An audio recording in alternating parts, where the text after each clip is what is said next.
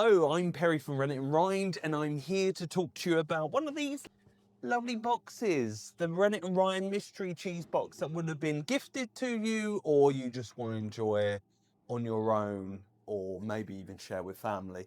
And I'm here to talk to you about the 5 fantastic British artisan cheeses that you've got in your box that I've selected for you. I am Britain's best Affineur of the year, so I've won 3 times consecutively. I'm a world cheese judge, so I get to travel around the world and just genuinely love cheese, and hopefully that qualifies me enough to talk to you about why I think these 5 cheeses are perfect for the month of November. So should we get started? You have your box, you have your new format of tasting notes. Now, it's taken a little while for us to actually sort this out design-wise, but essentially larger format. We know some of you guys in low are struggling to read these, so we've done it in A4, so it's slightly larger. Yes, it does have a crease down the middle, but I think we've done a good job and it looks quite nice. So hopefully you guys appreciate the improvement on these. And then you get your pack of biscuits as well, and then obviously your 5 artisan cheeses, which I'm going to run you through right now why I think they're so great. So first up, let's get straight into it. We have St. Jude, made by the epic Julie Cheney. I went to see her recently. She's moved from Suffolk now to Norfolk, about 20-25 minutes down the road. So these are the first batches that we're getting from a new farm. It's a phenomenal farm, actually. It is so close to the sea. As we pulled in to go and see a new facility into the farm, you get this real sense of that coastal air. Everything feels a little bit more humid. And St. Jude is a raw milk cheese at heart. Julie loves making raw milk cheeses. And raw milk cheeses have a really unique ability to take on the characteristics, the terroir, if you will, of the area, more so than other cheeses, in my own belief.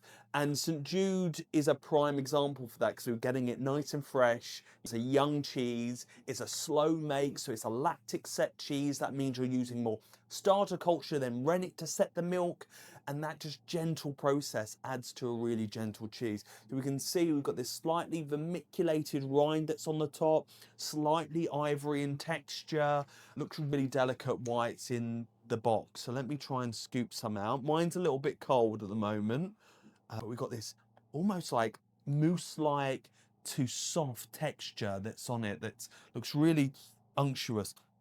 Aroma is lovely. Really, it sounds ridiculous.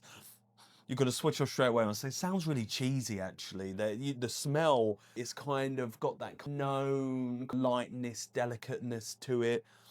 Milky, but not a huge amount going on there. Let's have a taste. Really delicious, really subtle. Up on the savoury levels that are there, you've got a little bit of the salt balance is perfect. We're just edging into that area where it's just a little bit too much, but it's giving you that depth of flavour, which isn't in a crazy way. Really moreish. That cheesy element, milky, is coming through. Really nice with the biscuits, actually. Adds that level of crunch. Nice milky finish, loads of length, touch of that farmyard coming in, just a little bit in a nice, pleasant way, what raw milk wants to do. I think that's going to be a banger. I think you guys are going to love that. And with raw milk cheeses, seasonality is really important. And moving into this kind of winter period, a soft, indulgent cheese is a great way to start out on. St. Jude, brilliant cheese. Well done, Julie. Q&A on the blog where I sat down with Julie and spoke about all things cheese and her history. So head over there if you want to know more about Julie. Next up, this is a banger. So this was like a late addition to the cheese box. We've had a few of these sitting by, maturing nicely. We decided to crack open one in the shop, see what it's like, with a few students at our Academy of Cheese course, and it was banging. It is unbelievable. We had this batch of Hafod 2 years ago, and we all said it's the best batch of Hafod we've ever had. That's the important thing about artisan cheese. It's like sticker book collecting. You're gonna get this scenario where you have some and they're amazing. They're really good. And the cheese will be good for a while, but there's this extra level and you always remember it. We still got people calling us about an amazing young buck batch that we had about 4 years ago. And that's the cool thing about artisan cheese. So this is stunning. So it's not cloth bound on the outside, so you lose a lot of moisture early. Air shear cow's milk, bright out, rich kind of yellowiness that's going on. Yes, I'm doing it. I'm cutting the nose off. I only need a little bit. I don't want to cut into it that crazily. But yes, my advice, no etiquette in eating cheese. Just get stuck in. So we've got this lovely rind, which smells of here. It smells fruity, a little bit fragrant. That's it. It's the main thing is the fruitiness that's in there. Let's crack open a little bit and have a taste. It's unbelievable. The richness that it has and the way it rolls so nicely into a full flavour. It's not like eat, bang. It causes you to salivate quite a lot, then takes you on a nice lift up, staggered journey to Everest, where it goes spiky, tangy, and then we've got the grassiness coming through and that terroir. This is raw milk as well, so we're getting that as well. And then a lift up into this savoury finish, which is just gorgeous. Unbelievable cheese. Organic Ayrshire milk, when you get it right, God, it'll be one of the best cheese experiences you have. Really great cheese. That's Hafod. Fantastic. Great cheese.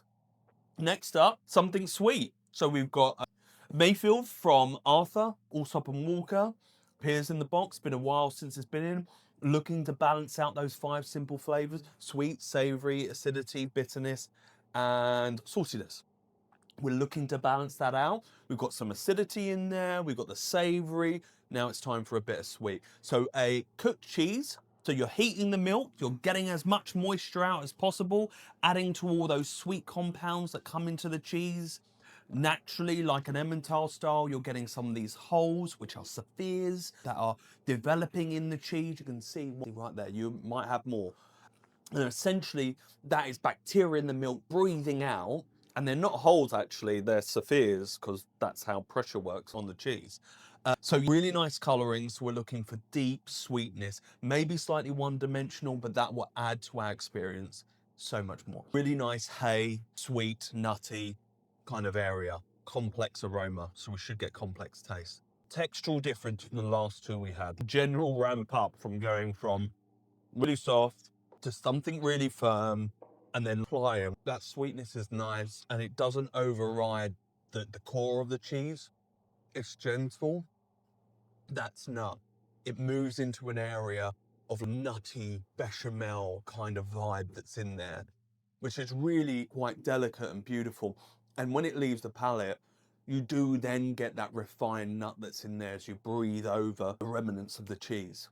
Really nice. That's a great 3 in a row to have. As I said, all these cheeses, we want you to eat them in order. You're going to get a lot more out of the cheese. I've just realised this is like full-on raw milk box. I'm going raw milk for everything that's in here.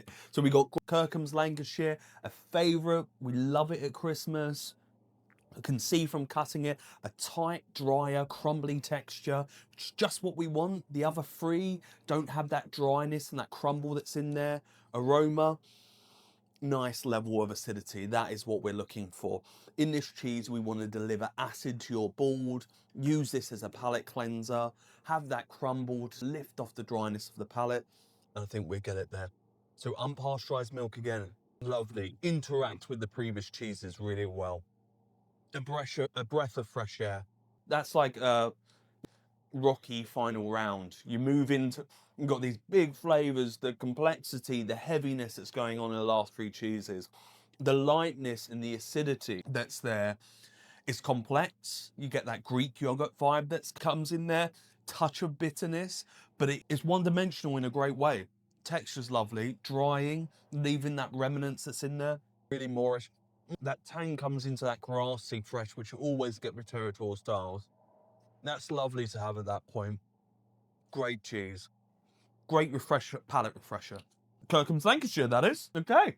Then we are on to our final cheese, which is just banging at the moment. We went over to see Cropwell recently, Cropwell Bishop over in Nottinghamshire. Robin is a legend, has amazing sets of loafers whenever I see him, usually sporting red socks on them as well, but great cheesemaker of generations, and his knowledge is superb, and his Stilton, these ones, God, they're going to be fantastic for Christmas. Cropwell have won pretty much this year everything in the book. Their cheese making, their maturing is absolutely bang on at the moment.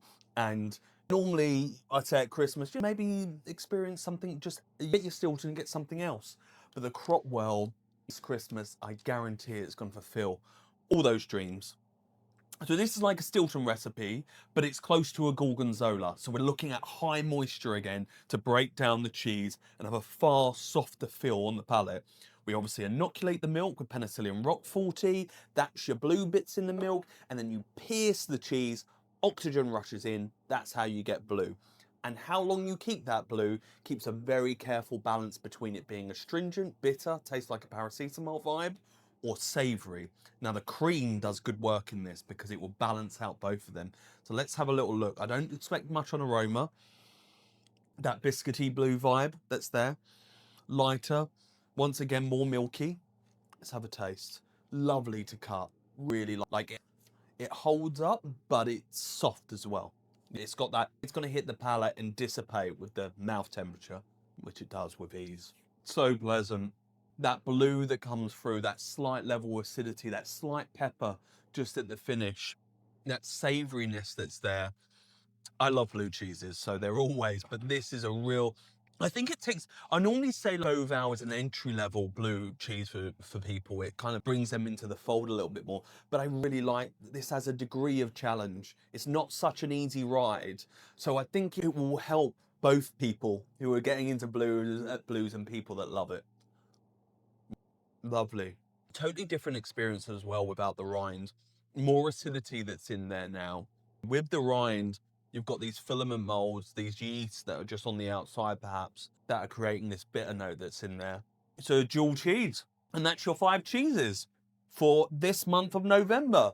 Next up, December, we do a subscription only mystery cheese box. Take a pause for us to prepare ourselves for the Christmas edition. Our big one. Really pleased. I sent out an email the other day. At that time, we sold 50% boxes of our boxes, which is beyond any targets that we've had this year. So we are over the moon that once again, for almost the 5th year running, you guys are trusting my selection with your cheese. And obviously there'll be great stuff in there as well. So you got the quiz, a little crossword, how to become a cheese judge, all that kind of stuff. So check out those boxes. And I hope you guys enjoy your cheese because I have really enjoyed these 5. Possibly best box of the year? Maybe. Enjoy.